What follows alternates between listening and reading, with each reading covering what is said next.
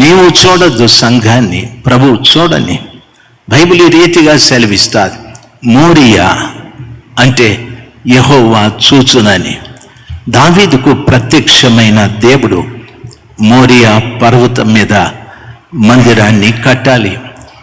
అక్కడ యెబూసీయుడైన ఒర్నాను కళ్ళముంది, అక్కడ కట్టాలని దేవుడు చూసే స్థలం.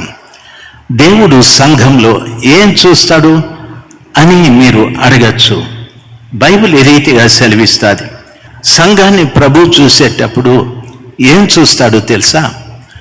ఆ సంఘంలో నా రక్తంతో కొనబడిన వారే ఉన్నారా, లేక కల్తీ వారందరూ వచ్చేసారా అందులే కానీ ప్రభు జాగ్రత్తగా చూస్తూ ఉంటాడు. బోధకుడు బోధించేటప్పుడు సాధ్యమైనంత వరకు యేసు రక్తాన్ని గురించి చెప్తానే ఉండాలి. యేసు రక్తాన్ని గురించి చెప్పాలి. దయచేసి గమనించాల్సింది, బైబిల్ అంటాది అపోస్తుల కార్యం 20:28 మీరు బాగా ఎరుగుదురు, క్రీస్తు తన స్వరక్తమిచ్చి సంపాదించుకున్న సంఘము అని అంటాడు. సంఘంలో ఉండే ప్రతి వ్యక్తి కూడా యేసు రక్తముతో కొనబడిన వ్యక్తుల సముదాయం. సంఘంలో ఎంతో మంది రావచ్చు సార్, పోవచ్చు. దేవుడు ఎవరిని చూస్తూ ఉంటాడంటే ఆయన రక్తంతో కొనబడిన వారిని. ఈరోజు నేను ఎందరిని కొన్నాను అని ప్రభు చూస్తూ ఉంటాడు. సేవకుడు ఎప్పుడు కూడా ఆలోచించాల్సింది, సంఘంలో డబ్బు ఇచ్చేవారు, పేరున్నవారు, ప్రతిష్ట ఉన్నవారు, కులం ఉన్నవారు, ఇంకొకరు కాదు. యేసు రక్తంతో కొనబడినటువంటి వ్యక్తులను మనం వెతుకుతూ వారిని బలపరుస్తూ రావాలి. ఇంకా క్రీస్తు రక్తంతో కొనబడిన వ్యక్తులు కొంతమంది ఉన్నా ఏమంటారో తెలుసా? సార్ నా భార్య వద్దంటుంది, సార్ నాకు ఇంకా మా అత్తగారు వద్దంటున్నారు. ఇలాంటి అభ్యంతరాలు చెప్పే వ్యక్తులు వాళ్ళు ఏమంటారో తెలుసా? మరి ఎందుకు వచ్చావు ప్రార్థనకి?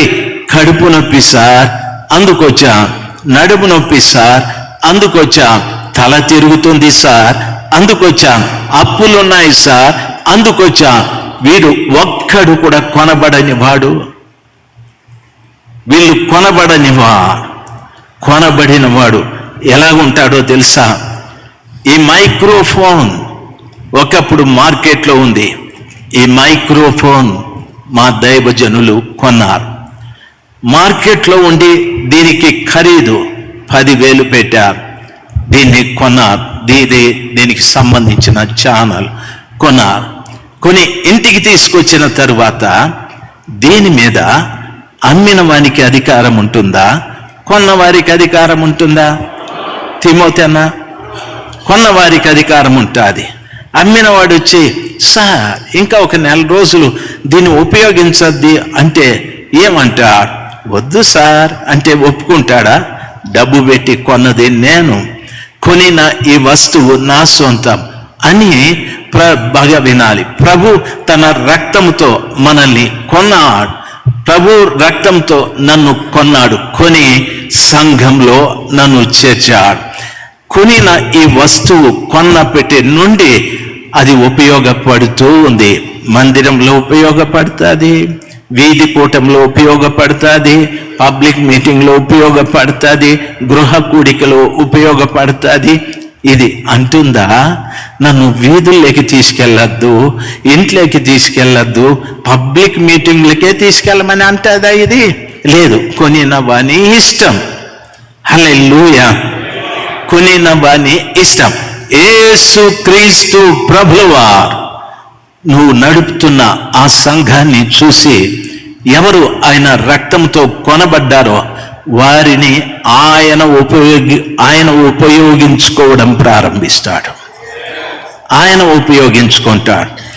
ఒకవేళ అందులో ప్రభు కొనిన వారు లేకపోతే వారిని నీవు ఉపయోగించుకోవడం ప్రారంభమవుతాయి.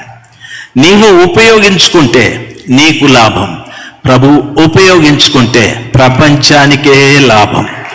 హల్లెలూయా. ఈ రోజున ప్రభులు వారు ఆ మందిరాన్ని చూసి ఆ మందిరంలో ఆయన రక్తంతో కొనబడిన వ్యక్తుల్ని ఎలాగ ఉపయోగించుకోవాలనో ఆయనకు బాగా తెలుసు. ఆయనకు బాగా వాళ్ళను ఆయనే సిద్ధపరుస్తూ ఉంటాడట, సేవకునికి తెలియకుండా. మా చర్చిలో ఒకసారి గొప్ప గొప్ప అద్భుతాలు జరిగాయి. నరాల జబ్బు వచ్చి కొన్ని నెలలుగా బిగుసుకుపోయిన ఒక ఆమెని తీసుకొచ్చారు. ఇట్లే ఉండిపోయింది. వాళ్ళు మోసుకొచ్చి చర్చిలో ముందు పడుకోబెట్టినారు. నేను అడిగిన, ఎవరు ఈమె అని. సార్, ఈమెకి నరాల జబ్బు 2-3 మాసాల నుండి కదలలేదు, ఇలాగే ఉండిపోయింది. మరి బెడ్ ఏంది ఎడబెట్టినారే, తీసుకెళ్ళి వెనకాల పెట్టండి అని. సార్ మీ ముందు ఉంటే ఆమె ఏదో బాగుపడుతుందని నా ముందున్నాయి అనుకున్నా. దేవుడు చూడాలయ్యా, వెనక్కి తీసుకెళ్ళి పెట్టుకోపోమని వెనకాలకి తీసుకెళ్ళి పెట్టారు. ఆ కూటమైన తరువాత ఆమెని ముట్టి యేసు నామంలో లేచి నడువు అంటే భయంకరమైన కేక వేసి కదిలి మెదిలి లేచి నడిచింది. ఉండండి, సపట్లు కొట్టద్దు దయచేసుకో, అది దేవుడు చేసిన పని. దేవుడు చూస్తున్నాడు, దయచేసి గమనించాలి. దేవుడు ఆ కార్యం చేశాడు. నాకు అనిపించింది అంత శక్తి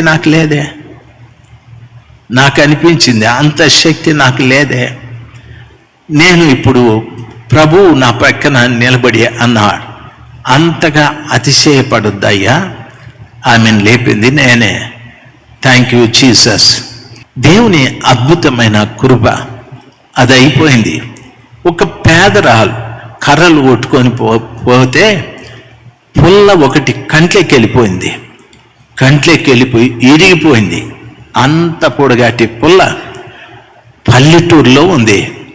ఆమె కన్నును పులిమి అది చేసి ఇది చేసి బాగా కన్నుగుడ్డు ఎంత పెద్దదైపోయి ఎర్రగైపోయి, ఈ కన్ను కూడా ఎర్రగైపోయి కంటి డాక్టర్ దగ్గరికి వెళితే ఆయనే భయపడినాడు.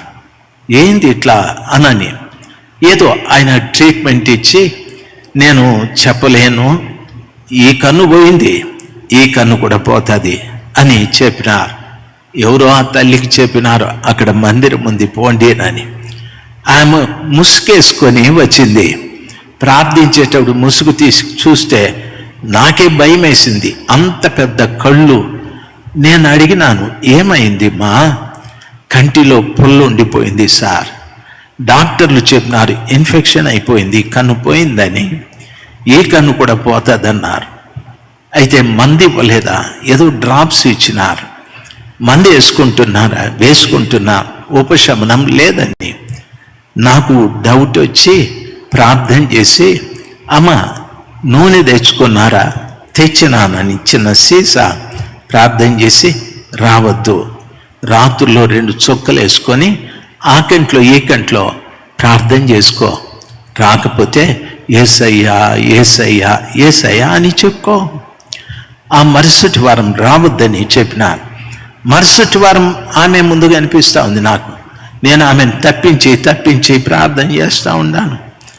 ఆమె నా ముందుకు వచ్చి, అయ్యా ప్రార్థన చేయండి అని ముసుగు తీసింది. ముసుగు తీసి చీర కొంగులో ఏదో ముడేసుకొని తీస్తే అంత పుల్ల సార్, అంత పుల్ల. ఆమె అంటుంది, మీరు నూనె వేసుకొని ప్రార్థన చేసుకోమంటారు కదా, నా బాధ అంతా యేసుని ఆయనకి చెప్పుకొన్నా. ప్రొద్దున లేసేటప్పటికి పుల్ల బయటికి వచ్చేసి డాక్టర్ గారు కన్ను చెడిపోయిందన్నారు. అయితే కన్ను బాగా కనిపిస్తూ ఉంది. నేనన్నాను రంధ్రం ఉందే అని. రంధ్రం ఉన్నా కనిపిస్తూ ఉంది అనింది. ఆమె ద్వారా నా విశ్వాసం బలపరచబడింది. నా దేవుడు చూస్తున్నాడు అక్కడ. దయచేసి గమనించాలి, దేవుడు చూసే స్థలం అది. దయచేసి వినాలి. ఎన్నో అద్భుతాలు ప్రభువు చేస్తూ వచ్చాడు. ఒక రోజున ఒక నల్లటామె పొట్టామె, నేను సాక్ష్యం చెప్తాను అన్నా అనింది. నేను అన్నాను, సెన్సార్ ఏం చెప్తావు అన్నాను. నేను ఉపవాసం ఉన్నాను, అది చెప్తాను అన్నది. అయితే టైం 5 నిమిషాలు, సరేనా?